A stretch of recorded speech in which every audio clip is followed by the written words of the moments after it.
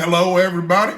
Welcome back to Driftwood Ranch. I'm Randy Ray, the literate Texan. I'm going to try something new with this video. I'm going to do a series of daily videos where I read a chapter of a book each day. And I have chosen The Lost World by Arthur Conan Doyle, the 1912 novel. It's got 16 chapters. This is chapter 1. There are heroisms all around us. And here I go. The Lost World, Chapter 1, there are heroisms all around us. Mr. Hungerton, her father, really was the most tactless person upon earth. A fluffy, feathery, untidy cockatoo of a man, perfectly good-natured, but absolutely centered upon his own silly self. If anything could have driven me from Gladys, it would have been the thought of such a father-in-law. I'm convinced that he really believed in his heart that I came round to the Chestnuts 3 days a week for the pleasure of his company, and very especially to hear his views upon bimetallism, a subject upon which he was by way of being an authority. For an hour or more that evening, I listened to his monotonous chirrup about bad money driving out good, the token value of silver, the depression of the rupee, and the true standards of exchange. Suppose, he cried with feeble violence, that all the debts in the world were called up simultaneously and immediate payment insisted upon. What, under our present conditions, would happen then? I gave the self-evident answer that I should be a ruined man, upon which he jumped from his chair, reproved me for my habitual levity, which made it impossible for him to discuss any reasonable subject in my presence, and bounced off out of the room to dress for a Masonic meeting. At last I was alone with Gladys, and the moment of fate had come. All that evening, I'd felt like the soldier who awaits the signal, which will send him on a forlorn hope of victory and fear of repulse, alternating in his mind. She sat with that proud, delicate profile of hers outlined against the red curtain. How beautiful she was, and yet how aloof. We had been friends, quite good friends, but never could I get beyond the same comradeship which I might have established with one of my fellow reporters upon the Gazette. Perfectly frank, perfectly kindly, and perfectly unsexual. My instincts are all against a woman being too frank and at her ease with me. It is no compliment to a man. Where the real sex feeling begins, timidity and distrust are its companions. Heritage from old wicked days when love and violence went often hand in hand. The bent head, the averted eye, the faltering voice, the wincing figure, these, and not the unshrinking gaze and frank reply, are the true signals of passion. Even in my short life, I had learned as much as that, or I had inherited it in that race memory which we call instinct. Gladys was full of every womanly quality. Some judged her to be cold and hard, but such a thought was treason. That delicately bronzed skin, almost oriental in its coloring, that raven hair, the large liquid eyes, the full but exquisite lips, all the stigmata of passion were there. But I was sadly conscious that up to now, I had never found the secret of drawing it forth. However, come what might, I should have done with suspense and bring matters to a head tonight. She could but refuse me, and better to be a repulsed lover than an accepted brother. So far, my thoughts had carried me, and I was about to break the long and uneasy silence when two critical, dark eyes looked round at me, and the proud head was shaken in smiling reproof. I have a presentiment that you are going to propose, Ned. I do wish you wouldn't, for things are so much nicer than they are. I drew my chair a little nearer. Now, how did you know that I was going to propose? I asked in genuine wonder. Don't women always know? Do you suppose any woman in the world was ever taken unawares? But, oh, Ned, our friendship has been so good and so pleasant. What a pity to spoil it. Don't you feel how splendid it is that a young man and a young woman should be able to talk face to face as we have talked? I don't know, Gladys. You see, I can talk face to face with the station master. I can't imagine how that official came into the matter, but in he trotted and set us both laughing. That does not satisfy me in the least. I want my arms around you and your head on my breast. And, oh, Gladys, I want... She had sprung from her chair as she saw signs that I proposed to demonstrate some of my wants. You've spoiled everything, Ned, she said. It's all so beautiful and natural until this kind of thing comes in. It is such a pity. Why can't you control yourself? I didn't invent it, I pleaded. It's nature. It's love. Well, perhaps if both love, it may be different. I have never felt it. But you must. You with your beauty, with your soul. Oh, Gladys, you were made for love. You must love. One must wait till it comes. But why can't you love me, Gladys? Is it my appearance or what?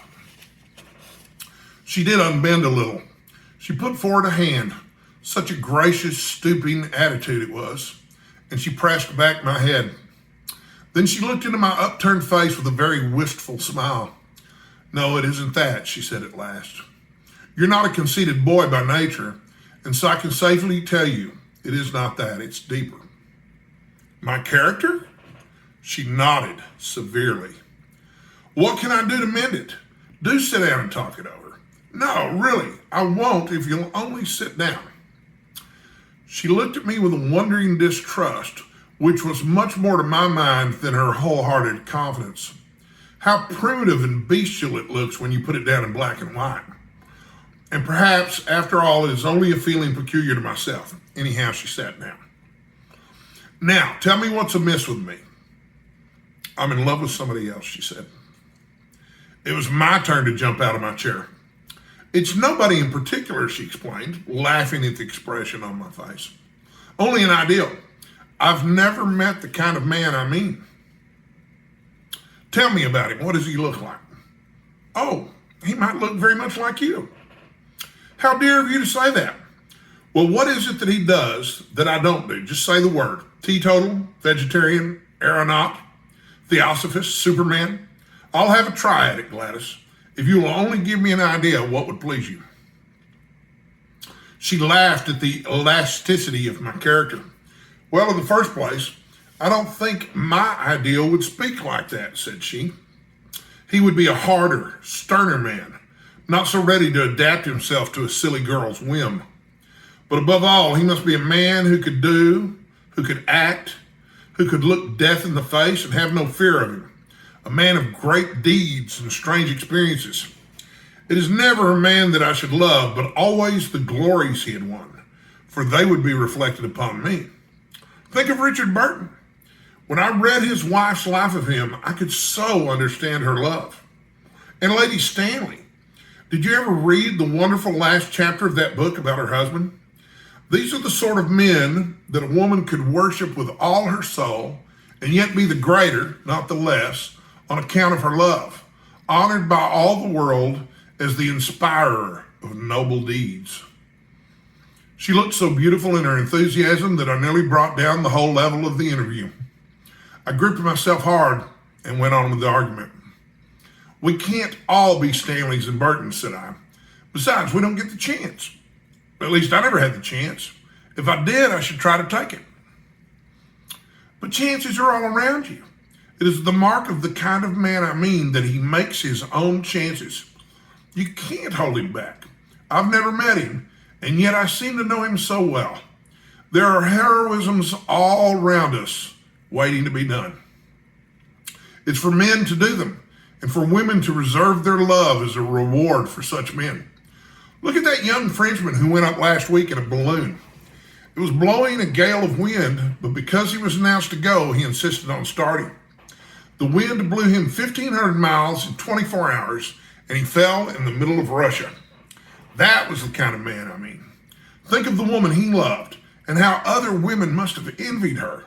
That's what I should like to be, envied for my man. I'd have done it to please you. But you shouldn't do it merely to please me. You should do it because you can't help yourself, because it's natural to you, because the man in you is crying out for heroic expression. Now, when you described the wagon coal explosion last month, could you not have gone down and helped those people in spite of the choke damp? I did. You never said so. There was nothing worth bucking about. I didn't know. She looked at me with rather more interest. That was brave of you. I had to. If you want to write good copy, you must be where the things are. What a prosaic motive. It seems to take all the romance out of it. But still, whatever your motive, I'm glad that you went down that mine. She gave me her hand, but with such sweetness and dignity that I could only stoop and kiss it. I dare say I'm merely a foolish woman with a young girl's fantasies, and yet it is so real with me, so entirely part of my very self, that I cannot help acting upon it. If I do marry, I do want to marry a famous man. Why should you not? I cried. It is women like you who breaks men up. Give me a chance and see if I will take it. Besides, as you say, men ought to make their own chances and not wait until they're given. Look at Clive, just a clerk, and he conquered India. By George, I'll do something in the world yet. She laughed at my sudden Irish effervescence. Why not, she said. You have everything a man could have. Youth, health, strength, education, energy. I was sorry you spoke, and now I'm glad, so glad, if it wakens these thoughts in you. And if I do, her dear hand rested like warm velvet upon my lips. Not another word, sir. You should have been at the office for evening duty half an hour ago, only I hadn't the heart to remind you.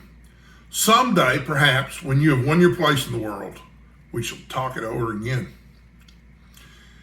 And so it was that I found myself that foggy November evening pursuing the Camberwell train with my heart glowing within me, and with the eager determination that not another day should elapse before I should find some deed which was worthy of my lady. But who in all this wide world could ever have imagined the incredible shape which that deed was to take, or the strange steps by which I was led to the doing of it?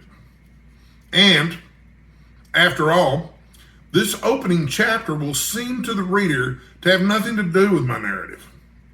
And yet, there would have been no narrative without it. For it is only when a man goes out into the world with the thought that there are heroisms all around him, and with the desire all alive in his heart to follow any which may come within sight of him, that he breaks away as I did from the life he knows, and ventures forth into the wonderful, mystic twilight land where lie the great adventures and the great rewards. Behold me, then, at the office of the Daily Gazette, on the staff of which I was a most insignificant unit, with the settled determination that very night, if possible, to find the quest which should be worthy of my Gladys. Was it hardness? Was it selfishness that she should ask me to risk my life for her own glorification? Such thoughts may come to middle age, but never to ardent 23 in the fever of his first love. And that is the end of chapter 1 of The Lost World by Arthur Conan Doyle. And there are heroisms all around us. So I'll be back tomorrow with chapter 2. As I understand it, this book was originally written in serial form, or published in serial form, in the Strand magazine. So reading it in serial form makes a lot of sense to me. So I don't know if you like the way I read. Keep tuning in. And this has been my 20th BookTube video. So for those of you who watch regularly and those of you who just tune in occasionally, thank you all so much. Have a great day, and I'll probably be back tomorrow.